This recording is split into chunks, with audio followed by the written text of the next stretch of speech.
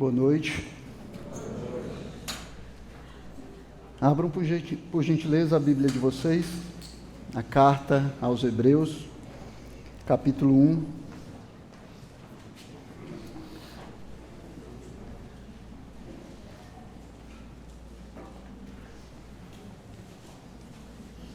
Nós vamos ler os primeiros 3 versículos dessa carta. Hebreus 1, versículo 1, diz assim a palavra de Deus. Antigamente Deus falou muitas vezes e de muitas maneiras aos pais pelos profetas. Mas nesses últimos dias nos falou pelo Filho, a quem constituiu o herdeiro de todas as coisas e pelo qual também fez o universo.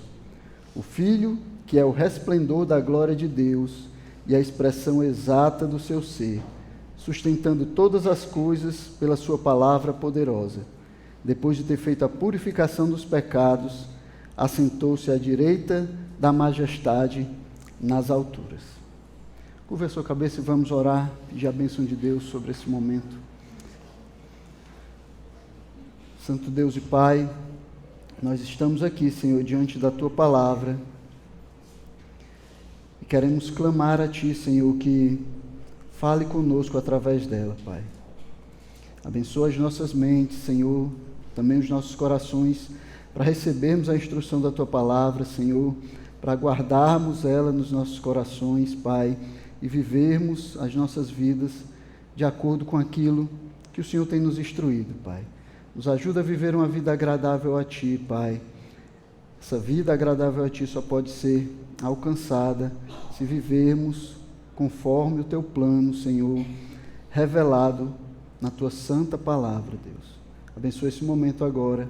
Nós te pedimos em nome de Jesus Cristo, Teu Filho. Amém. Então hoje nós vamos começar uma nova série de sermões na carta aos Hebreus. E aí nós vamos tentar entender o que o autor de Hebreus estava ensinando aos seus ouvintes, leitores, e como esse ensino ele pode ser relevante para nós hoje, como ele pode ser aplicado às nossas vidas. E ao longo desse tempo, onde nós vamos estar lendo e estudando essa carta, eu espero que nós consigamos perceber que toda a argumentação do autor ela está alicerçada, fundamentada na superioridade de Cristo. A superioridade de Cristo sobre qualquer outra forma de salvação, a superioridade dele sobre qualquer forma de revelação ou sobre a busca do homem por se relacionar com Deus. Cristo é superior, é o que o escritor dos Hebreus vai nos ensinar. O autor aqui, ele queria que os seus ouvintes, a sua audiência, entendesse que Cristo é o melhor da vida. Ele queria que aqueles que ouvissem a instrução dele através dessa carta compreendessem que Cristo é o melhor da vida. Nada que eles tiveram antes, como hebreus, como seguidores da religião judaica, podia se comparar com isso.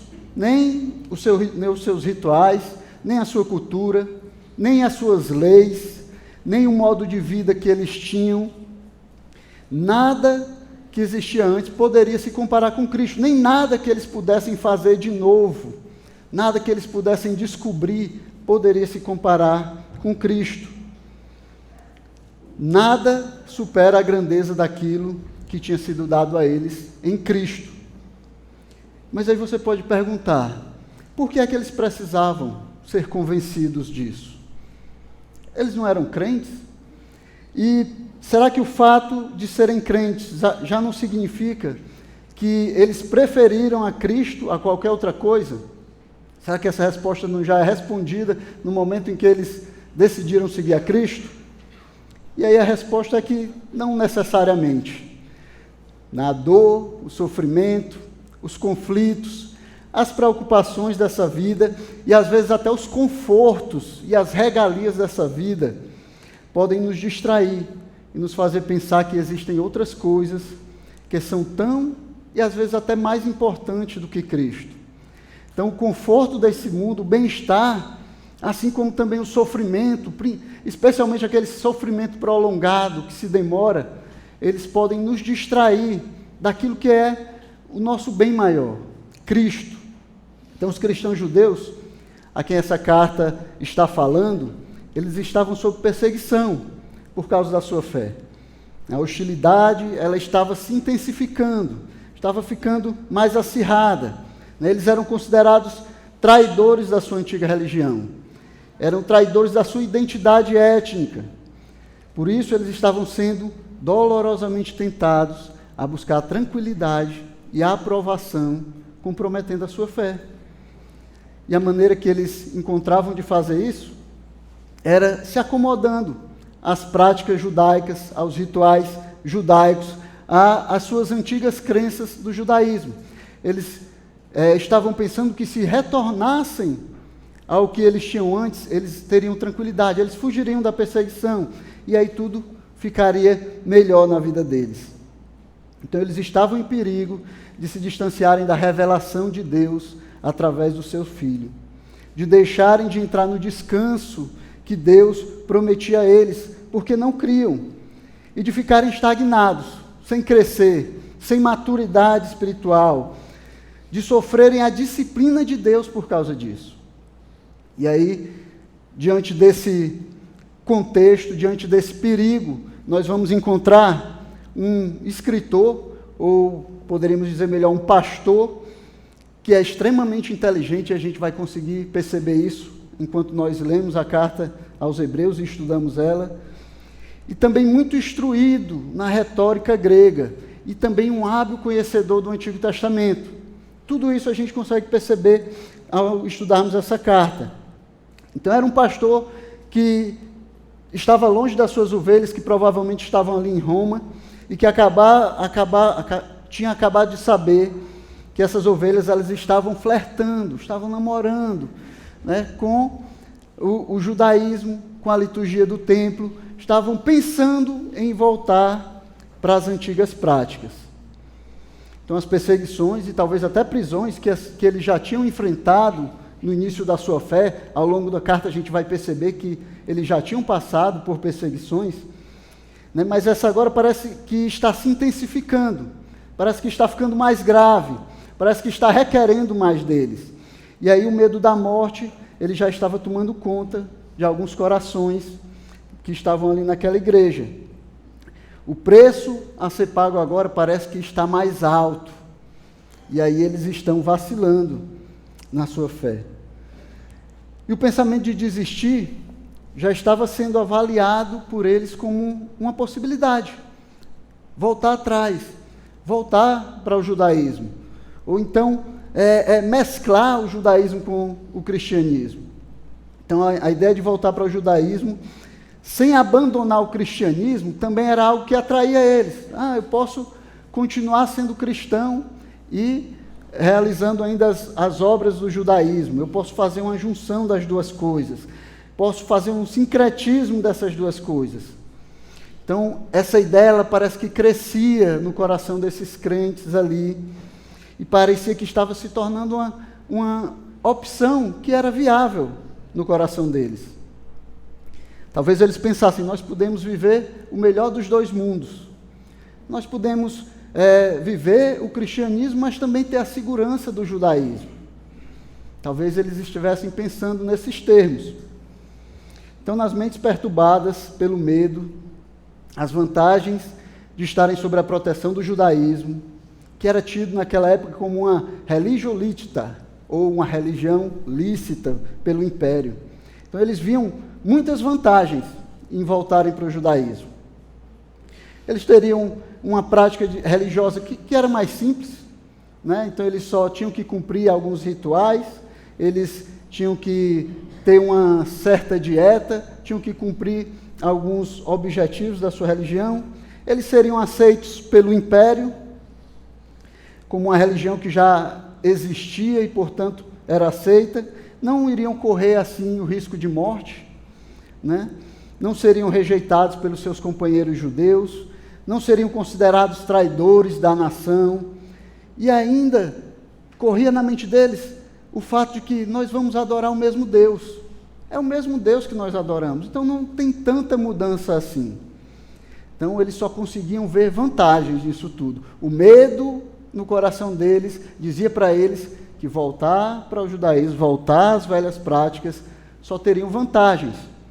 E era isso que estava passando na cabeça daqueles irmãos hebreus ali. E aí o pastor desses irmãos, ele envia essa carta, procurando encorajar aqueles irmãos a não desistir, a seguirem em frente, a não retroagirem, a não regressarem. E o argumento aqui é que misturar cristianismo e judaísmo é o mesmo que abandonar Cristo. É o mesmo que abandonar o sacrifício de Cristo, a intercessão, o reino, o domínio de Cristo. Era voltar atrás. E além disso, era ir contra o próprio Antigo Testamento, porque era no Antigo Testamento que apontava para Cristo. Era o Antigo Testamento que se colocava como algo temporário, cujo cumprimento viria em Cristo. Era lá que eles encontravam que Cristo era a plenitude dos tempos. E aí, você voltar para o cristianismo, você voltar para aquilo que era incompleto, depois de ter participado daquilo que era completo, era voltar atrás. Então, esses irmãos hebreus, assim como aquela geração no deserto, eles estavam em provação, né? Estavam sendo provados, e a carta vai falar sobre isso em vários momentos, né?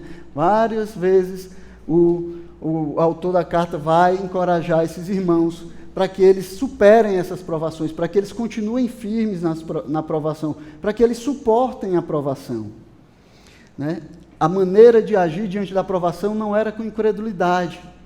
Eles deveriam continuar firmes, crendo naquele que os havia salvado. Meus irmãos, e quando a gente olha para todo esse contexto, olha para toda a vida desses irmãos, eu acho que fica fácil notar como essa carta aos Hebreus ela é relevante e atual ainda hoje. Para nós que servimos a Cristo, para nós que decidimos seguir a Cristo. Nós que estamos a todo momento sendo tentados, que somos provados e às vezes somos até desafiados a voltarmos às velhas práticas. Então, a carta aos Hebreus, ela vai falar profundamente aos nossos corações. Ela vai nos instruir, nos encorajar, assim como esses crentes hebreus, eles também foram encorajados. E provavelmente aqui ninguém tem problemas com práticas judaicas. Eu acho que não, né? Ninguém aqui foi judeu antes. Mas nós somos tentados a todo momento a voltarmos às velhas práticas, a voltarmos à velha vida, a vivermos como antes, quando Cristo, ele não era Senhor da nossa vida. Isso acontece de várias formas, especialmente quando nós estamos sob provação, sobre aflições, no meio dos conflitos. É a tentação, por exemplo, de contar aquela mentira, para não ter que sofrer as consequências ruins que vêm junto com a verdade. Ou aquela tentação de sonegar esse imposto, porque a carga tributária do país ela é muito alta, e aí Deus entende que se eu não pagar tudo, Ele vai entender. Ou então a tentação de pecar, ou fingir que não está vendo o pecado, para não desagradar os amigos, para não desagradar os familiares, para não desagradar o patrão, às vezes, o empregado e aqueles que estão ao nosso redor. Esconder que é cristão, que é crente em Jesus Cristo, para não ser alvo de zombarias, né, para não ser rejeitado, para não ser colocado de lado. Ou a tentação, às vezes, de fazer um negócio desonesto, por causa do lucro, que vai ser bom. Enfim, é a tentação de escapar das dificuldades, usando as práticas da nossa vida antes de Cristo, e ainda justificando. E nós temos várias justificativas para fazermos isso, irmãos. A gente pensa, não, ninguém é santo, ninguém pode viver feito santo aqui nessa terra. Ou então, ninguém é perfeito, de vez em quando a gente erra, né? E aí a gente vai se justificando com essas coisas. Só porque eu pequei uma vez, isso não quer dizer que eu deixei de ser salvo por causa do meu pecado. Só porque eu estou convivendo com aquelas pessoas, mesmo sabendo que não deveria conviver com elas, isso é normal, todo mundo vive desse jeito, né? É aquele velho crente Raimundo, né? Um pé na igreja e o outro no mundo, né? Desculpe se tem algum Raimundo aqui, irmão, não foi com você. É aquele tipo de crente que ele acha que pode viver e tirar o que ele quiser dos dois mundos. Ele pode viver entre esses dois mundos, costurando os dois e fazendo uma nova maneira de viver a fé, criando uma nova maneira de viver a fé. Viver essas duas realidades, viver como se estivesse servindo a dois senhores. Mas o que a palavra de Deus nos fala, irmãos, é que não dá para servir a dois senhores. O nosso Senhor, Ele exige exclusividade total, Ele exige fidelidade radical. Com Ele é tudo ou nada. Ou você se entrega completamente a Ele, ou Ele não aceita um pedaço de você, nem um pedaço do seu corpo, nem um pedaço da sua vida, nem um pedaço do seu trabalho, nem da sua família. Ele quer você por inteiro. É assim que a Bíblia nos ensina. O autor de Hebreus, contudo, ele não vai se contentar em dizer que existem duas opções, e que aí você pode escolher duas opções que são equivalentes, e aí você tem que escolher em qual você quer ficar. Não, ele não se contenta só com isso, pelo contrário, ele vai tomar partido. Então, no argumento do escritor aos Hebreus aqui, não existe imparcialidade. Ele é completamente parcial, e ele vai falar claramente: Cristo é melhor. Viver em Cristo é melhor. A vida com Cristo é melhor. Cristo é o melhor da vida. Ele vai falar isso claramente e vai mostrar para os crentes ali que estavam recebendo a carta que era uma tolice voltar para a velha vida, voltar para os velhos costumes, para os velhos rituais. É tolice voltar para as velhas práticas. Ou mesmo querer encontrar novas práticas, novas maneiras de viver a sua fé. Só existe uma forma de encontrar o bem, de encontrar a felicidade, de encontrar contentamento e satisfação. E é em Cristo e na sua obra. Não existe outra maneira, meus irmãos. Cristo é o único que pode nos trazer todas essas coisas. Só em Cristo nós podemos encontrar aquilo que o nosso coração tanto anseia. E é isso que o autor vai defender em toda essa carta. Cristo como superior e a sua obra como superior. Mostrar como Cristo e a sua obra são superiores a todas as outras coisas. E aí, com isso, ele espera encorajar os cristãos a perseverarem fiéis em meio à perseguição. Você tem uma opção que é infinitamente melhor do que a que você tinha antes, do que a que você encontra no mundo. Cristo é superior a todas essas coisas. Isso deve encorajar você a perseverar fiel, mesmo no meio das perseguições. Isso deveria encorajar os hebreus do primeiro século, isso também deveria nos encorajar. Cristo é o melhor da vida, por causa disso nós devemos perseverar fiéis, mesmo no meio da perseguição, mesmo no meio da aflição, das dificuldades, ou seja, lá o que acontecer. E ele vai fazer isso demonstrando a superioridade de Cristo, da sua pessoa, da sua obra, e vai também expor as consequências terríveis da incredulidade, tanto para a vida por vir, como para essa vida também. A incredulidade não tem um final feliz, nem depois, nem agora. E aí, o autor inicia com um resumo do argumento do livro. Ele vai, nessa introdução que nós lemos aqui, ele vai fazer um resumo, introduzir o assunto que ele vai falar da superioridade de Cristo a toda a revelação anterior a ele. E por que ele diz que Cristo é superior a toda a revelação antes dele? Então, Cristo é superior por causa da sua posição, em primeiro lugar, por causa da sua posição como filho e herdeiro divino. Cristo também é superior por causa da sua perfeita representação do caráter de Deus. Cristo representa perfeitamente, ele é a exata expressão de Deus e do seu caráter. Ele também é superior por causa do seu papel como criador e mantenedor de toda a existência. Cristo é criador e ele não só criou, ele sustenta todas as coisas. Aquela ideia de um Deus que criou e foi embora e não olhou para trás e não sabe o que está acontecendo aqui, isso é balela. Cristo, ele criou e sustenta. Ele criou, ele formou, ele tem um propósito para essa criação e ele sustenta e conduz todas as coisas para que elas sigam para onde ele quer que elas vão. E por último, por causa do seu papel como único redentor. Só Cristo pode redimir todas as coisas. Ele é o único que pode nos redimir, ele é o único redentor que pode nos redimir, ele é o único que pode redimir toda a sua criação, é o único que pode purificar toda a sua criação do mal que entrou junto com o pecado nessa terra. E aí, logo no primeiro versículo, o autor vai falar que Deus antigamente falou muitas vezes e de muitas maneiras. Então ele fala de um Deus que se revela. Ele começa falando de um Deus que fala. Ele vai chamar a nossa atenção para um fato. Deus tem falado. Deus tem falado. Deus tem comunicado a sua vontade aos homens. Portanto, aquilo que Deus fala deveria ser levado em conta.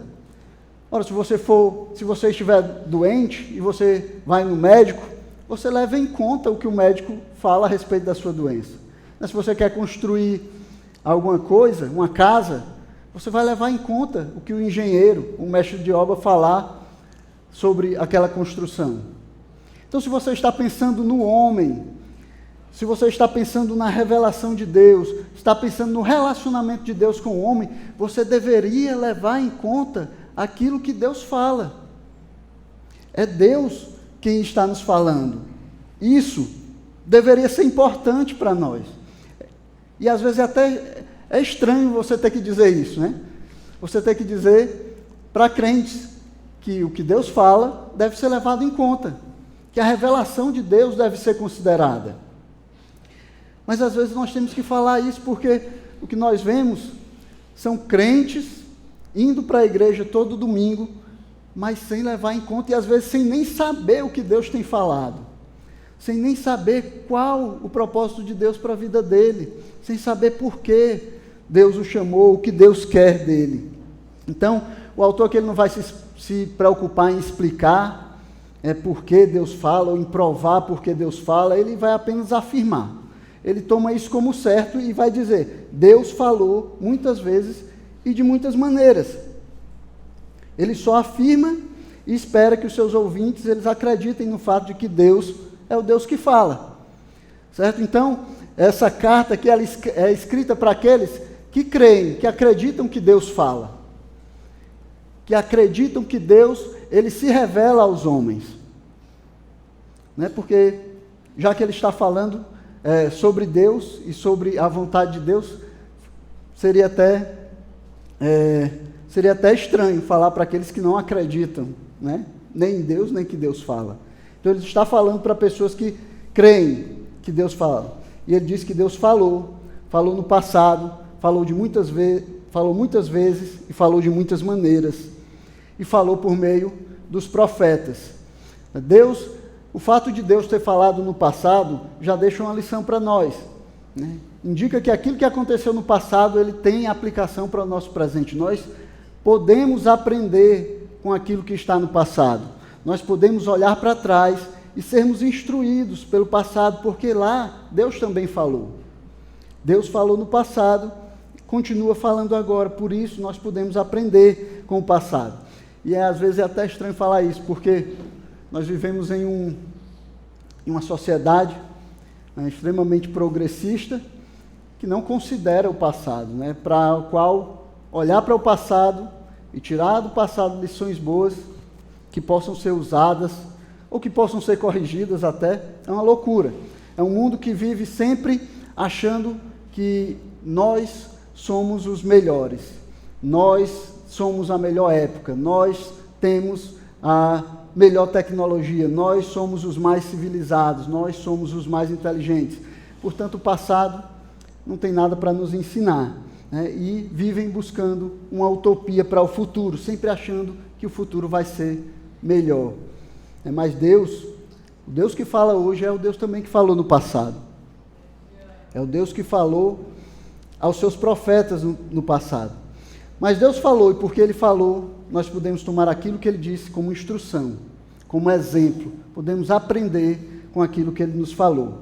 O próprio Paulo apóstolo Paulo vai afirmar, 1 Coríntios 10 e 11, estas coisas aconteceram com eles para servir de exemplo, e foram escritas como advertência a nós, para quem o fim dos tempos tem chegado. Não falando sobre aquilo que estava registrado no Antigo Testamento. Ele diz que foi escrito como advertência a nós. Então Deus é um Deus que fala e nós devemos levar isso em conta. E aí o primeiro motivo pelo qual Jesus é superior é porque Ele é o Filho e herdeiro de todas as coisas. Jesus é Filho e herdeiro de todas as coisas, é o que Ele diz no versículo 2. Mas nesses últimos dias nos falou pelo Filho, a quem constituiu o herdeiro de todas as coisas. Então a declaração de que Deus falou não é apenas uma coisa do passado. Na verdade, o passado ele vai ser usado aqui apenas para fazer essa comparação e mostrar que hoje Deus ainda fala e fala de maneira muito superior.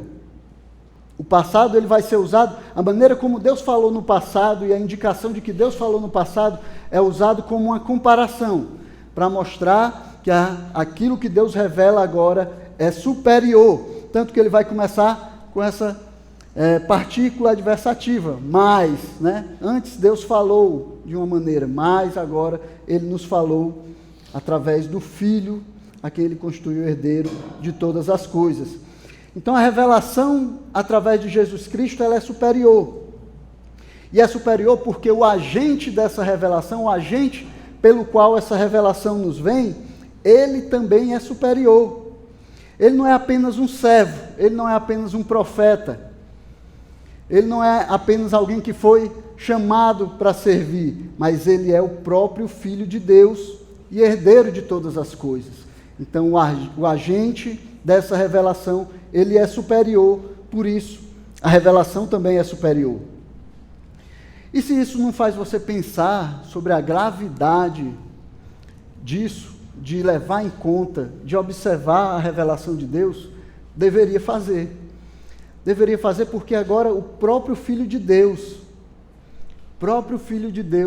nos revela a vontade de Deus, nos mostra o que Deus quer e espera do homem.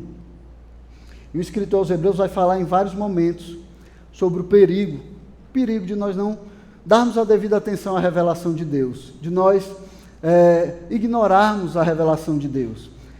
Um pouco mais à frente, capítulo 2, versículo 3, ele diz: como escaparemos nós, se não levarmos a sério tão grande salvação? Como é que nós escaparemos, se nós não levarmos a sério a revelação a salvação que nos foi revelada através de Jesus Cristo? Essa revelação que é superior.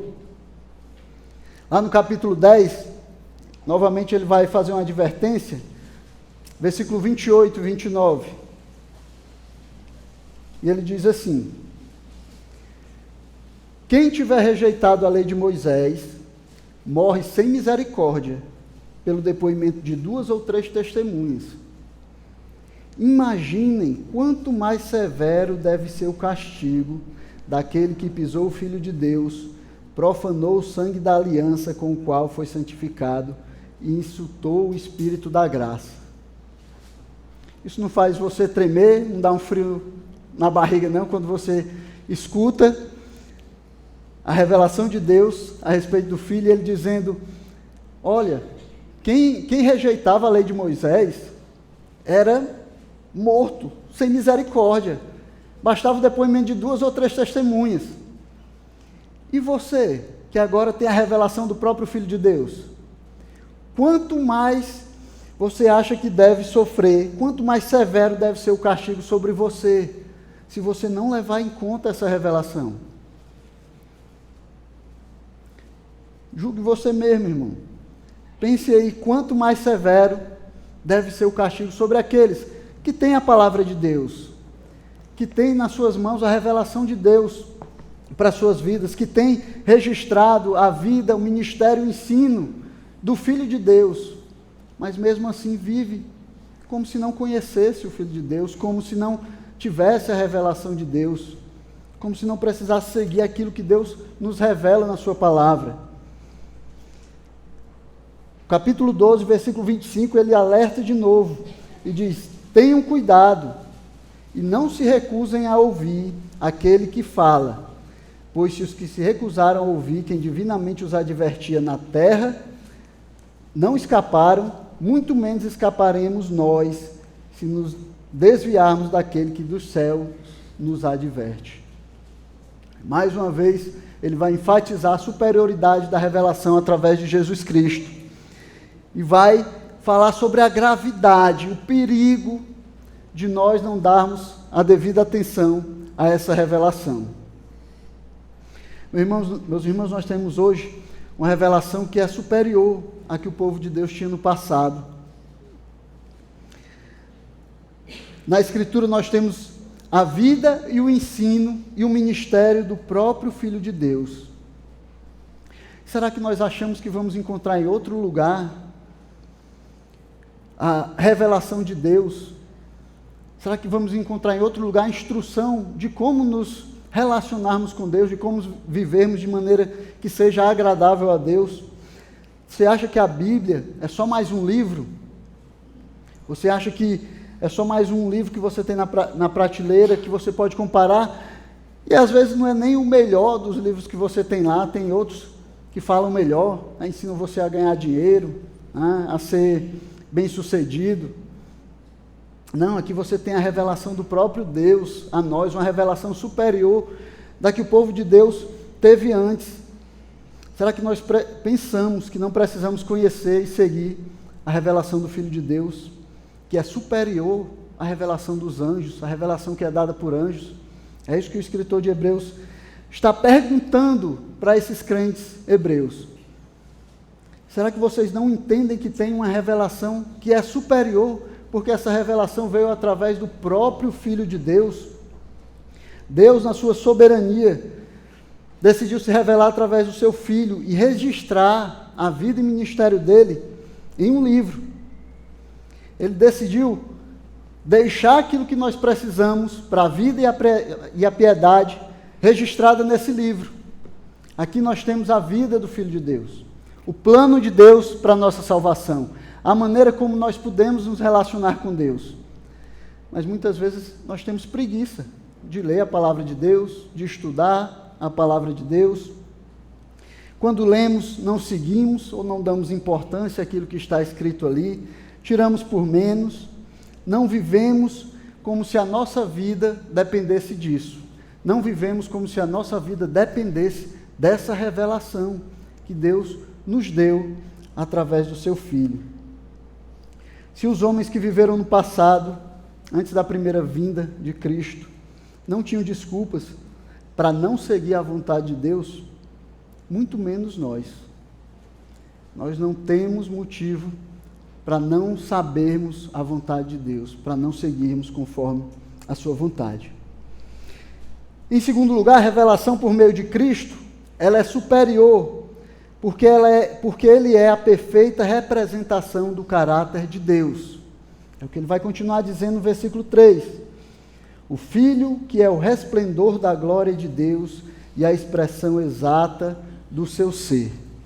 Jesus Cristo é a perfeita representação do caráter de Deus. Por isso, a revelação que vem por meio dele, ela é superior, mesmo àquela que foi dada por meio de anjos. A revelação de Deus em Cristo é superior, porque Cristo é a exata expressão da vontade de Deus. Cristo revela perfeitamente a vontade de Deus para o homem.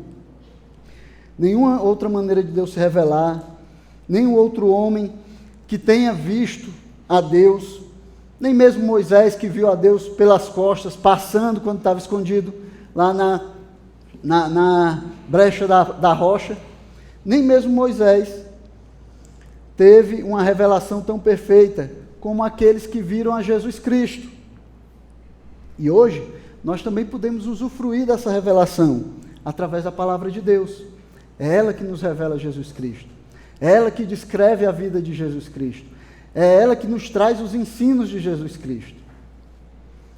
Nós deveríamos viver e agir através do ensino dessa palavra. Nós deveríamos ser guiados por ela.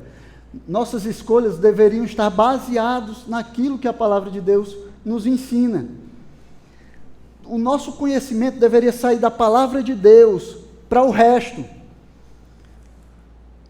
Não é que você vai para a faculdade, lá eles vão lhe ensinar, e aí você vai pegar aquele ensino que tem lá e comparar com a Bíblia e dizer, não, tem alguma coisa errada, a Bíblia está em contradição com o que o meu professor disse. Não, você vai vir na Bíblia, você olha para ela e a Bíblia diz isso, e o que o seu professor está dizendo, se não estiver de acordo, está errado.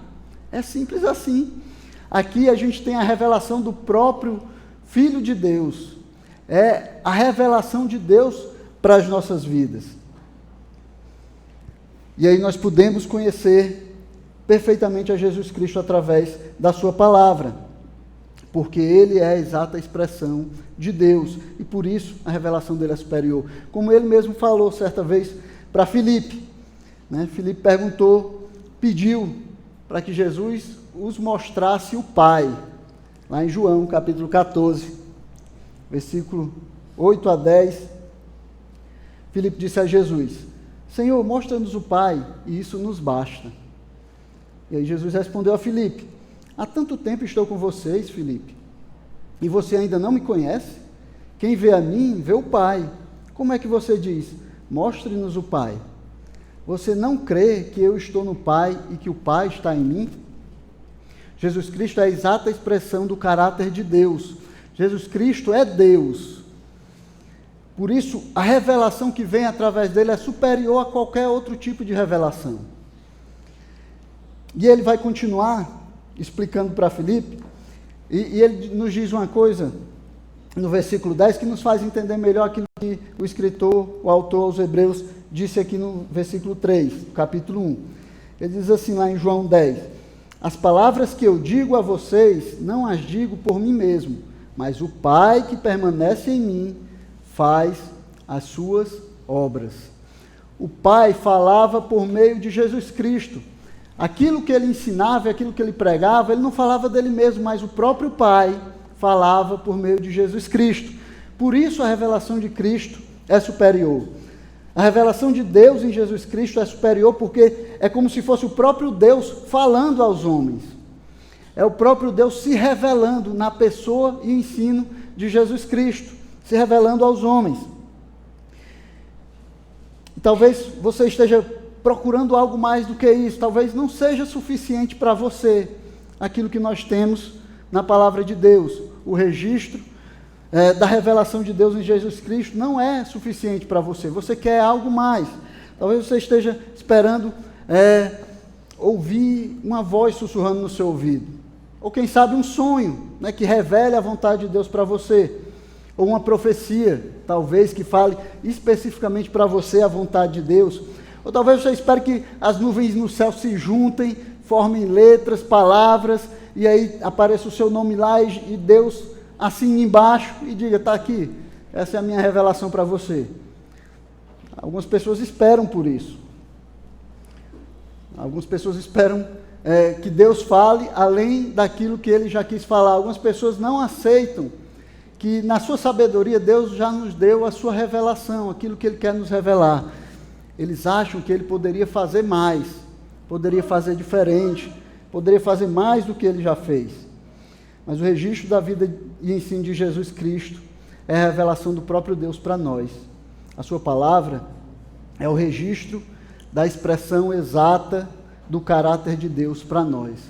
Nesse livro, onde nós encontramos a vida de Cristo e o ensino dele, e o ensino dos seus apóstolos depois dele, baseado naquilo que ele ensinou, é a revelação e a exata expressão da vontade de Deus para nós. E o terceiro ponto, que está bem ligado com esse, porque Jesus Cristo, a revelação de Jesus Cristo é superior, é porque ele é o criador e sustentador de todas as coisas. Jesus Cristo é o criador e sustentador de todas as coisas. Continuando no versículo 3, ele diz, sustentando todas as coisas pela sua palavra poderosa. Percebe que o autor, ele vai unir essas duas coisas aqui. Porque Cristo é o resplendor da glória de Deus e a expressão exata do seu ser, ou seja, porque Cristo é Deus, ele diz, ele sustenta todas as coisas pela sua palavra poderosa. Cristo é Deus e todas as coisas são sustentadas por ele, porque ele é a exata expressão de Deus, porque ele mesmo é Deus, todas as coisas são sustentadas por ele, e por isso a revelação que vem por meio dele é superior a qualquer outra revelação dada aos homens antes dele. Sabe por que a revelação do Filho é superior? Porque é o próprio Deus, Criador e sustentador de todas as coisas, falando aos homens. É o Deus que criou o homem, é Deus que criou o homem, é Deus que sustenta o homem, falando a ele, revelando a ele a sua vontade. E aí as pessoas podem usar o malabarismo hermenêutico que quiserem, para tentar dizer que Jesus ele não é Deus, para tentar colocar em dúvida a divindade de Cristo, para tentar dizer que não faz sentido um Deus, que é um Deus, existir em três. Mas não dá para nós escaparmos do que o autor aos Hebreus fala aqui. Não dá para nós escaparmos do que ele declara a respeito de Jesus. Ele é o resplendor da glória de Deus e a expressão exata do seu ser, e sustenta todas as coisas pela sua palavra poderosa. Quem mais sustenta todas as coisas senão Deus? Quem pode sustentar todas as coisas? Quem pode ser a exata expressão da glória de Deus, senão o próprio Deus? Jesus Cristo é Deus, e porque ele é Deus, a sua revelação, porque ele é criador, porque ele é sustentador, a revelação que vem por meio dele, ela é superior a qualquer outra revelação. E essa verdade é importante para que nós entendamos também o próximo ponto, que vai encerrar esse resumo que o autor aos Hebreus ele faz aqui do que ele vai ensinar na carta aos Hebreus, essa introdução do autor aos Hebreus, quando fala sobre a superioridade de Cristo. É o fato de que ele é o único redentor de todas as coisas. Só Cristo é o redentor de todas as coisas. Ele diz no final do versículo 3, depois de ter feito a purificação dos pecados, assentou-se à direita da majestade nas alturas. Então é sobre o papel de Cristo como Redentor que a carta aos Hebreus vai tratar. Ao longo de toda ela, o autor vai tratar sobre Cristo como Redentor perfeito, o Redentor superior, aquele que pode verdadeiramente salvar os homens. Então aqui nós vamos encontrar nessa carta a tentativa desse pastor de mostrar para as suas ovelhas que não existe outro meio para a salvação a não ser a fé em Jesus Cristo. Não existe outra maneira de ser salvo. Não dá para buscar em outras coisas a salvação. Só por meio de Jesus Cristo. Ele é o único Redentor. Ele é o único que purificou os pecados. Ele é o único que se sentou à direita da majestade nas alturas. E é por isso que ele vai demonstrar como Jesus Cristo é superior à lei, é superior aos profetas, a Moisés, a Josué, aos rituais, ao sacerdócio. Jesus Cristo é superior a tudo, a todo o resto. Então essa carta aqui ela não é um tratado de teologia, não é um curso de teologia para tentar explicar coisas difíceis a respeito de Jesus Cristo. Embora hoje nós queiramos fazer isso, né? Mas ela não foi escrita para isso. Essa carta aqui é a luta de um pastor para tentar impedir que as ovelhas que lhe foram confiadas se percam com as distrações e as dificuldades dessa vida.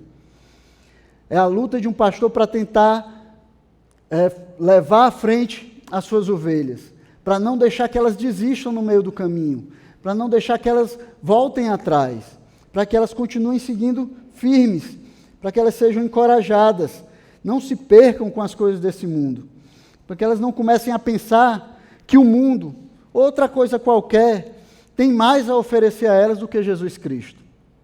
Nada nesse mundo é melhor do que Cristo. Cristo é o melhor da vida, meus irmãos. É isso que a carta aos Hebreus vai nos dizer. Nada nesse mundo vale mais do que a sua salvação.